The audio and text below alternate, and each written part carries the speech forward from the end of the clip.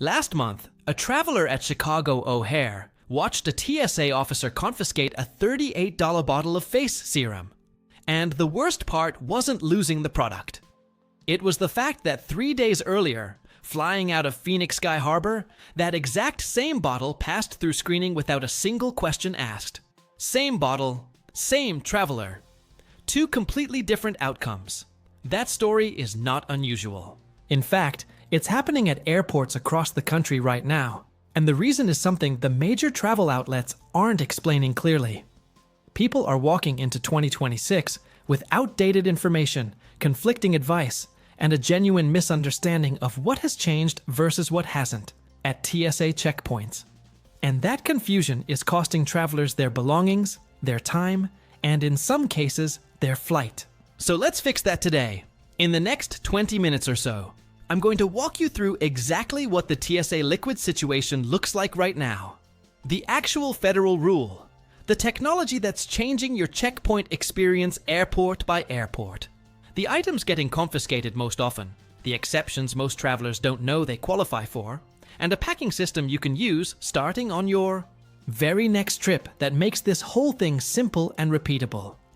By the time this is over, you'll understand the situation better than 90% of the people standing in security lines with you. Let's start by naming the real crisis here, because it's not what the headline might suggest. The TSA liquids rule has not changed in 2026, let me say that again clearly, because the amount of misinformation floating around travel forums, comment sections, and even some news outlets would make you think there was some dramatic federal overhaul last January. There wasn't. The federal standard, the rule that applies at every TSA checkpoint in the United States, is the same 3-to-1 rule that has been in place since 2006.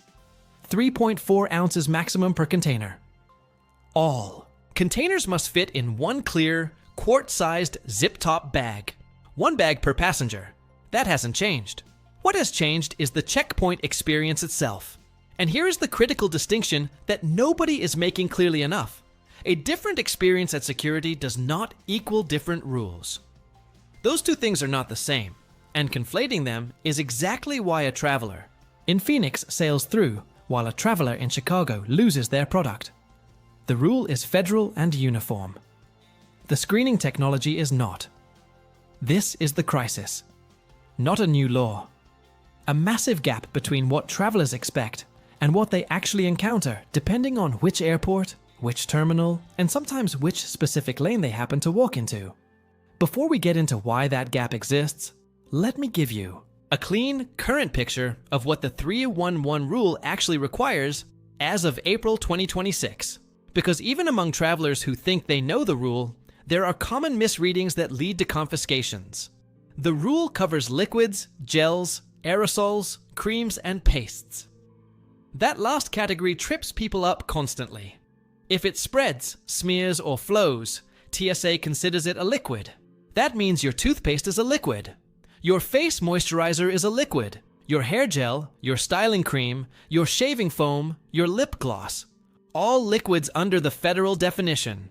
Each container must hold no more than 3.4 ounces, which is 100 milliliters. That's the size of a standard travel bottle. And here's something that surprises a lot of people. The container limit is about the container's total capacity, not how much is left inside. A 4-ounce bottle of shampoo that is 90% empty is still a 4-ounce bottle. It doesn't pass. If the label says 4 ounces, check it. All of those compliant containers must fit inside one quart-sized clear bag.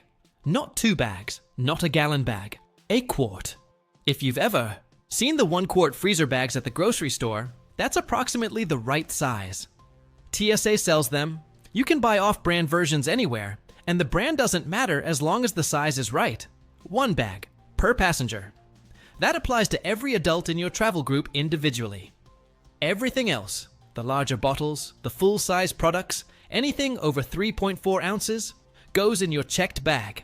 If you don't have a checked bag, and you've got a full-size conditioner in your carry-on, that item doesn't make the flight with you. That's the rule. That part is simple.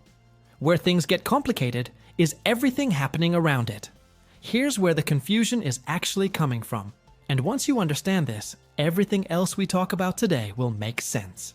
By early 2026, over 90% of major US airports, including Atlanta, Los Angeles, Chicago O'Hare, and JFK in New York, had replaced their traditional X-ray screening machines with what's called CT scanning technology.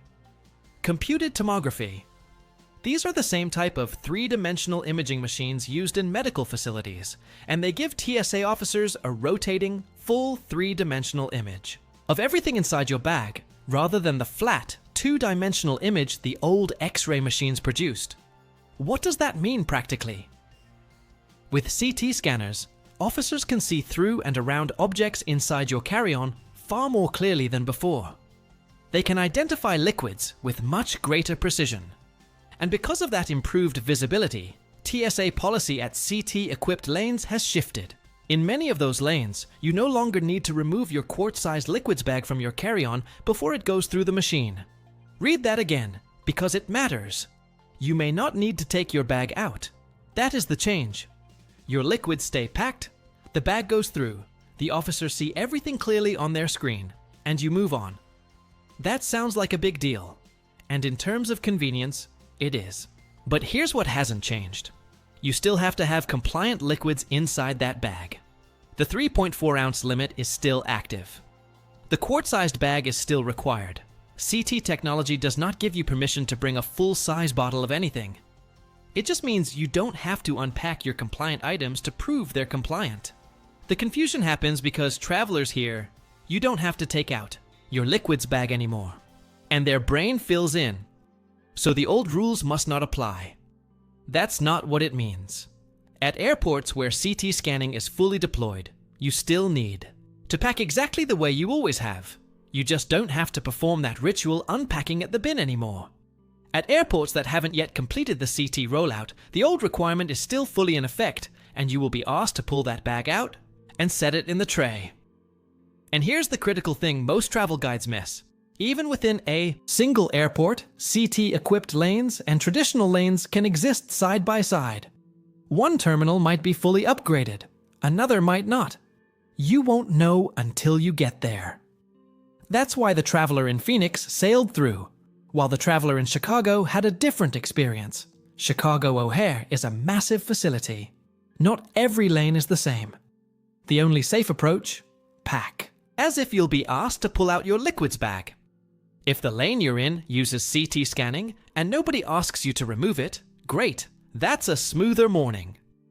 But if you pack, assuming you don't have to comply, and you end up in a traditional lane, you've got a problem. This brings us to the items that are actually getting confiscated most often in 2026, because it's not always the items people expect. The obvious ones still happen. Full-size shampoo bottles, oversized sunscreens, water bottles that people somehow forget are full. Those are the classics. But the more interesting pattern is the category of items travelers genuinely believe are fine. And they're wrong. Peanut butter. TSA classifies it as a gel. A standard jar of peanut butter in your carry-on doesn't make it through. Same goes for hummus, Nutella, jam, honey, and most nut butters. These are gel consistency foods, and they fall under the 3-1-1 rule the same as any other gel. If you're packing snacks for a flight, those items need to be in sealed, store-bought travel sizes of under 3.4 ounces, or they go in your checked bag. A lot of people find this out the hard way. Aerosol dry shampoos are another frequent casualty. The bottles look small and travel-friendly, but many popular sizes, 4 ounces, 5 ounces, exceed the limit. Check the can before you pack it. Some brands do make genuine travel-size versions that are under 3.4 ounces. Those are fine. The standard drugstore sizes usually aren't. Oversized perfume and cologne bottles get pulled constantly. The small rollerballs and travel sprays are generally compliant. The regular bottles that come in gift sets, typically 1 to 2 fluid ounces up to 3.4 is fine, but anything above that limit does not pass. If you're not sure, check the bottle. The volume is on the label. Snow globes fall under liquid rules too. TSA considers them a liquid container because of the water inside, and most snow globes exceed the allowable limit.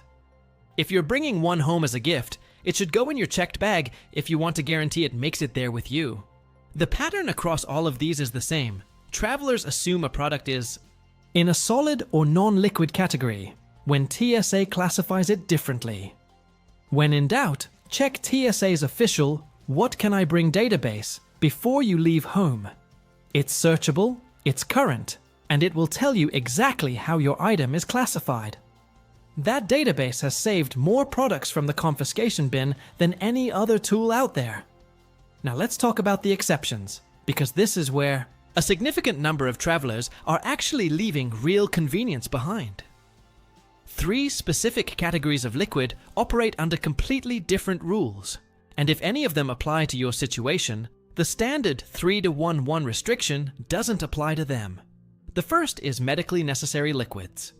If you travel with prescription medications in liquid form, insulin, saline solution, or other medical liquids, that you genuinely need during your trip, TSA allows you to bring those in quantities greater than 3.4 ounces.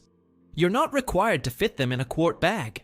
You are required to declare them to the officer at the checkpoint, meaning you proactively tell the officer you have medications before your bag goes through. They may require additional screening of those items, but the size restriction is lifted for genuine medical necessities. This also applies to liquid supplements and certain over-the-counter liquid medications if they're medically necessary for your travel. Keep them together, keep them accessible, declare them before screening, and the additional quantity is allowed. The second exception is for passengers traveling with infants and young children. Baby formula, breast milk, toddler drinks, and baby or toddler food are all permitted in quantities beyond 3.4 ounces. You don't need to fit them in a quart bag. You do need to declare them. TSA also allows the ice packs and freezer packs used to keep those items at the correct temperature, even if those packs are partially frozen or fully liquid at the time of screening. If you're traveling with a baby, this exception covers a significant portion of what you need to bring, and a lot of parents traveling for the first time don't know they have this flexibility. The third exception is more narrow and applies specifically to duty-free liquids purchased internationally. If you're arriving in the United States on an international flight with a connection and you purchased liquids at the duty-free shops in another country's airport after their security checkpoint, those items may exceed the standard size limit in your carry-on, provided they are sealed inside a transparent, tamper-evident bag provided by the retailer, and you have the original receipt showing the purchase was made within the prior 48 hours. The items still need to clear TSA screening. If anything alarms, it will require additional inspection, and this is a narrow, specific exception. It does not apply to domestic duty-free purchases or items bought before an international security checkpoint. If any of these 3 situations apply to you, understand your rights. Pack accordingly. Declare at the checkpoint. The exception is real and legitimate. There's one more change happening in 2026 that has nothing directly to do with liquids, but it is catching travelers completely off guard at the same moment they're already navigating checkpoint confusion. And it's costing people real money. Starting in February 2026, TSA began charging a $45 non-refundable fee to travelers who arrive at a security checkpoint without a real ID-compliant driver's license or an acceptable alternative like a passport. This fee is called the Confirm ID fee, and it exists because Real ID enforcement, which began in May 2025, created a massive backlog of identity verification at checkpoints. If your driver's license doesn't have the small gold or black star in the upper right corner, it is not Real ID compliant. If you're traveling domestically and you don't have that star on your license, bring your passport. If you have neither, that $45 fee is waiting for you at the checkpoint before you can pass through. And unlike checking a bag or buying a seat upgrade, you get nothing for that $45 except the right to proceed through security. It's not refundable. It doesn't apply to a future trip. It's a processing fee. Full stop. This is relevant to the liquids conversation because it's a financial trap that can hit at the exact moment a traveler is also dealing with a confiscated item or a pulled bag. The compounding effect of a checkpoint surprise can add real cost and stress to what was supposed to be a smooth morning. Check your license before your next trip. Look for the star. If it's not there, travel with your passport. 8 weeks before you... Travel date is the recommended lead time to get a real ID if you don't currently have one. That process goes through your state's DMV and requires a visit in person. Don't leave it until the week before your flight. By this point, you have the full picture of what's happening and why. Now, let's turn that into a system, because knowing rules and having a repeatable process are two different things, and the goal is to never lose an item at a checkpoint again.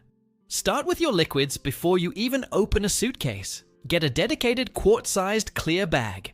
Keep it stocked with your travel size essentials. The same bag, the same products, ready to go for any trip. When you're not traveling, it sits in a drawer, fully packed.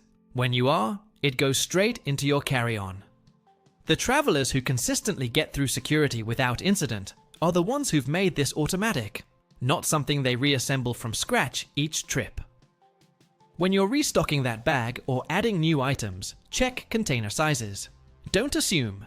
Read the label. 3.4 ounces is 100 milliliters.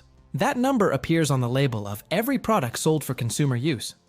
If the label says 150 milliliters, it doesn't fit the rule.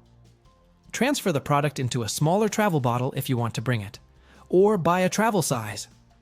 Keep the bag near the top or in the most accessible outer pocket of your carry-on, even if you're flying into a CT-equipped lane where you won't be asked to remove it. There's still a possibility you'll be directed to a different lane, or that additional screening pulls your bag. Having that quart bag easy to reach, not buried under your laptop and shoes, saves time and prevents you from holding up the line while you dig. For food items, apply the same discipline. If it spreads or flows, it follows the liquid rules. Solid food, granola bars, nuts, crackers, fruit, sandwiches, travels without restriction in carry-on bags. Gel consistency food does not. Sort your snacks before you pack. And for anything you're not certain about, any product whose category you genuinely don't know, TSA's What Can I Bring search tool on tsa.gov is your pre-trip reference. Type in the product. It tells you the rule. 2 minutes of checking at home is worth more than any amount of confidence at the checkpoint. One situation that doesn't come up enough in travel guides is what to do when the officer's instructions contradict what you've read on tsa.gov. It happens. Screening is conducted by individual officers who have discretion, and procedures can genuinely vary by airport, by terminal, and even by lane. If an officer tells you something that doesn't match your understanding of the rule, the right response is not to argue at the checkpoint. Follow the officer's instruction in the moment. TSA officers have legal authority at that checkpoint, and debating federal policy while a line of people waits behind you is not a productive use of anyone's time. And it won't get your item back. If something is confiscated that you believe was compliant, you have options after the fact. TSA has a formal process for feedback and inquiries at tsa.gov. You can also contact TSA directly through their Ask TSA feature on social platforms, or call the TSA contact center. If an item of significant value was taken, and you believe the confiscation was in error, document it. Write down the date, airport, terminal, and what was taken as soon as you're past the checkpoint. That documentation supports any follow-up inquiry. The bigger point is this: avoid the scenario entirely by packing conservatively. If an item lives in a gray area, if you've been told different things by different sources, put it in your checked bag or ship it to your destination. A $20 bottle of something is not worth the checkpoint friction. The system works smoothly when you pack to the clearest, most conservative interpretation of the rule. Let's bring this together. The TSA liquids rule itself has not changed. 3.4 ounces per container, 1 quart-sized bag, 1 bag per passenger. That federal standard applies at every TSA checkpoint in the country, and it's not going anywhere in 2026. What has changed is the checkpoint experience, specifically at airports using CT scanner technology, where you may no longer be asked to remove your liquids bag from your carry-on during screening. That is a convenience upgrade, not a rule change. Pack the same compliant items regardless. The items most commonly lost are the ones travelers misclassify, Gel consistency foods, oversized aerosols, and full-size bottles that look travel-sized but aren't. Know your container sizes. Know how TSA classifies what you're carrying. 3 legitimate exceptions exist: medically necessary liquids, formula, and breast milk, for infants and young children, and qualifying international duty-free purchases. If any of those apply, you have more flexibility than the standard rule suggests. But declare appropriately at the checkpoint.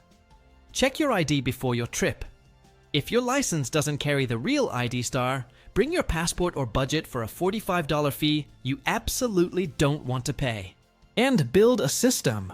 The same quart bag, stocked and ready, removes the decision-making from every trip you take. The travelers who consistently move through security cleanly aren't lucky. They're prepared. If this cleared up the confusion you've been running into around TSA checkpoint rules in 2026, consider subscribing for more up-to-date, practical travel preparation content.